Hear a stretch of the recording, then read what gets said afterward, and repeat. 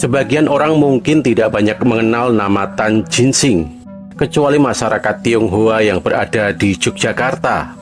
Karena Tan Jinsing adalah tokoh yang sangat dibanggakan. Bukan sekedar kebanggaan di masa lalu, tetapi juga sebagai bukti pengabdian masyarakat Tionghoa dalam perjalanan Kesultanan Ngayogyakarta Hadiningrat.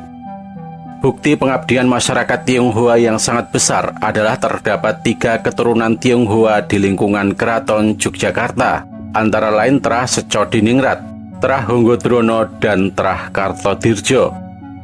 Trah Secodiningrat adalah trah yang diturunkan Kanjeng Raden Tumenggung Secodiningrat, yang merupakan Bupati Nayoko atau Menteri pada masa Sri Sultan Hamengkubuwono III atau Sultan Raja. KRT Secodiningrat adalah gelar Kapitan Tan Jinsing yang diberikan oleh Sri Sultan Hamengkubuwono III. Sebagai kapitan pimpinan masyarakat Tionghoa, Tan Jinsing adalah tokoh yang mempertemukan budaya Jawa dengan budaya Tionghoa pertama kali. Tan Jinsing secara fisik memiliki wajah yang tampan, gagah, berwibawa, berkulit hitam manis, bermata tidak sipit, sekaligus memiliki sorot mata yang tajam dan bersih, layaknya bangsawan pada masa itu. Tan Jinsing tumbuh di lingkungan keluarga Oindelong yang merupakan juragan Gadai di Wonosobo, Jawa Tengah. Banyak yang meragukan kalau Tan Jinsing adalah keturunan Oindelong karena berbeda warna kulitnya. Beliau merupakan keturunan asli dari bangsawan Jawa, yaitu cicit dari Adipati Danurejo I, yang merupakan patih pada masa pemerintahan Sri Sultan Hamengkubuwono I. Bupati Banyumas Raden Tumenggung Yudonegoro III, yang merupakan keturunan dari Sultan Amangkurat Agung, memiliki banyak keturunan. Hal yang lumrah bagi kalangan elit waktu itu, karena diterapkannya tradisi memiliki banyak istri. Anak ke-16 yang bernama Raden Ayu Pratawijaya dipinang Demang Kalibeber Wonosobo. Dari pernikahan dengan Demang Kalibeber, mereka memiliki 3 putra dan anak bungsunya yang diberi nama Raden Luar. Sepeninggal Demang Kalibeber bersamaan dengan remajanya Raden Luar, teman dekat Kalibeber yaitu Oindelong, yang merupakan juragan Gadai mengasihani Raden Luar karena yatim. Lalu Oindelong meminta Raden Ayu Pratawijaya agar mengasuh Raden Luar. Setelah Raden Luar diangkat sebagai anak, hampir setiap hari Raden Ayu Pratawijaya bertemu dengan anaknya. Seperti halnya Raden Luar yang selalu merenung dan menangis ingin bersama ibunya. Karena pertemuan yang sering terjadi, tumbuhlah benih cinta antara Oindelong dengan Raden Ayu Pratawijaya. Akhirnya Oindelong menikahi Raden Ayu Pratawijaya dengan cara Islam, karena kebetulan Oindelong adalah Tionghoa penganut agama Islam.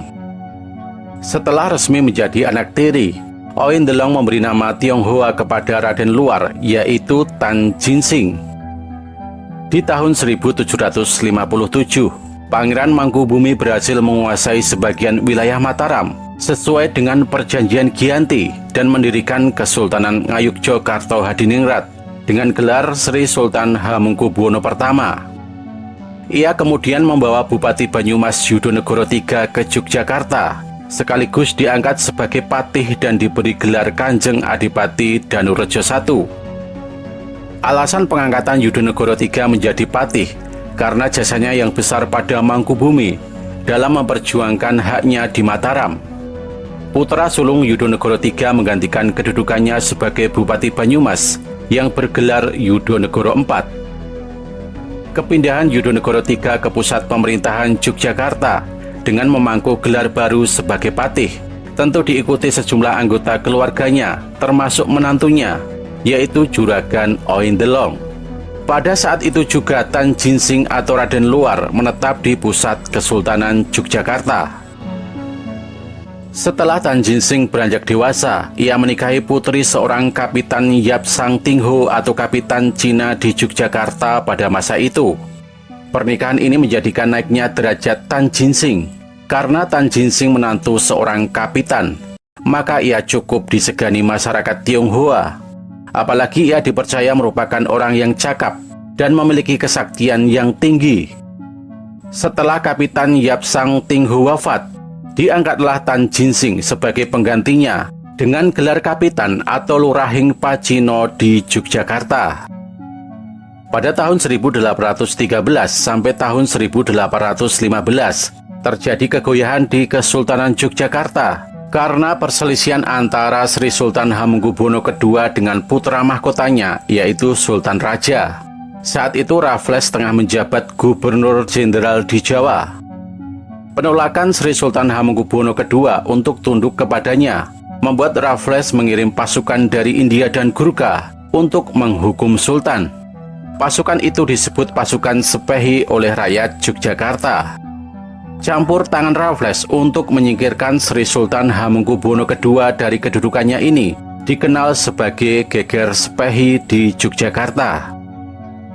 Perselisihan tersebut berlanjut antara prajurit pengikut Sultan Raja dan pengikut setia Sri Sultan Hamengkubuwono II yang disebut Sultan Sepuh. Dalam peperangan tersebut, Tan Jinsing mengikuti pihak Sultan Raja dengan cara memberikan bantuan berupa segala kebutuhan perang hingga logistik.